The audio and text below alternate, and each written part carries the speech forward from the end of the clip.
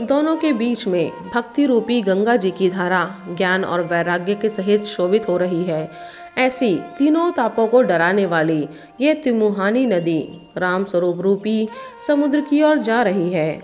इस कीर्ति रूपी सरयू का मूल मानस श्री रामचरित है और यह राम भक्ति रूपी गंगा जी में मिली है, इसलिए ये सुनने वाले सज्जनों के मन को पवित्र कर देगी। इसके बीच बीच में जो भिन्न भिन्न प्रकार के विचित्र कथाएं हैं, वे ही मानो नदी तट के आसपास के वन और बाग हैं। श्री पार्वती जी और शिव जी के विवाह के बाराती इस नदी में बहुत प्रकार के असंख्य जलचर जीव हैं। श्री रघुनाथ जी के जन्म की आनंद बधाइयाँ ही इस नदी के भंवर और तरंगों की मनोहरता है। चारों भाइयों के जो बाल चरित हैं, वे ही इसमें खिले हुए रंग बिरंगे बहुत से कमल हैं।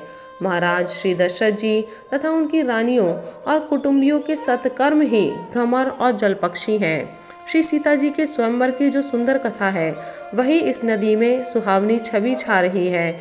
अनेकों सुंदर विचारपूर्ण प्रश्न ही इस नदी की नावें हैं और उनके विवेक युक्त उत्तर ही चतुर केवट हैं। इस कथा को सुनकर पीछे जो आपस में चर्चा होती है, वही इस नदी के सहारे सहारे चलने वाले यात्रियों का समाज शोभा पा रहा है।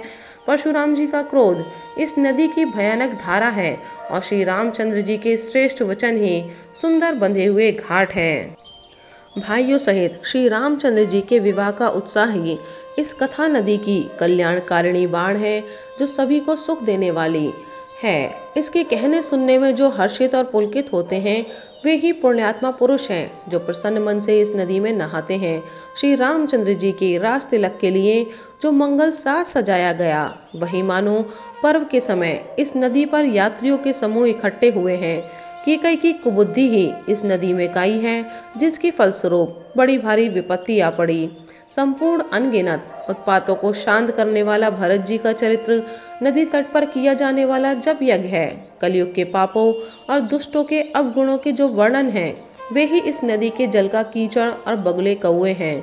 यह कीर्ति रूपड़ी नदी छहों ऋतुओं में सुंदर है, सभी समय यह परम सुहावनी और अत्यंत पवित्र है। इसमें शिव पार्वती का विवाह हेमंत ऋतु है। श्री रामचंद्र जी के जन्म का उत्सव सुखदायी शिशिर ऋतु है। श्री रामचंद्र जी के विवाह समाज का वर्णन ही आनंद मंगलमय ऋतुराज वसंत है। श्री राम जी का वन गमन दूसह ग्रीष्म ऋतु है और मार्ग की कथा ही कड़ी धूप और लू है। राक्षसों के साथ घोर युद्ध ही वर्षा ऋतु है, जो देव कुल रूपी धान के लिए सुंदर कल्याण करने वाली है। रामचंद्र जी के राज्यकाल का जो सुख विनम्रता और बड़ाई है, वही निर्मल सुख देने वाली सुहावनी शरद ऋतु है। सती शिरोमणि श्री सीता जी के गुणों की जो कथा है, वही इस जल का निर्मल और अनुपम गुण है। श्री भरत जी का स्वभाव इस नदी की सुंदर शीतलता है, जो सदा एक सी रहती है और जिसका वर्णन नहीं किया जा सकता।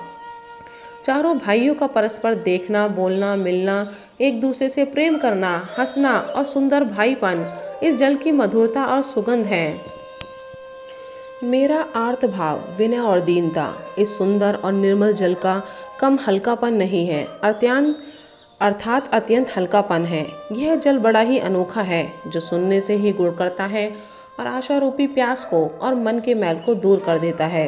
यह जल श्री रामचंद्र जी के सुंदर प्रेम को पुष्ट करता है, कलयुग के समस्त पापों और उनसे होने वाली ग्लानि को हर लेता है, संसार के जन्म मृत्यु रूप श्रम को सोख लेता है, संतोष को भी संतुष्ट करता है और पाप ताप दरिद्रता और दोषों को नष्ट कर देता है।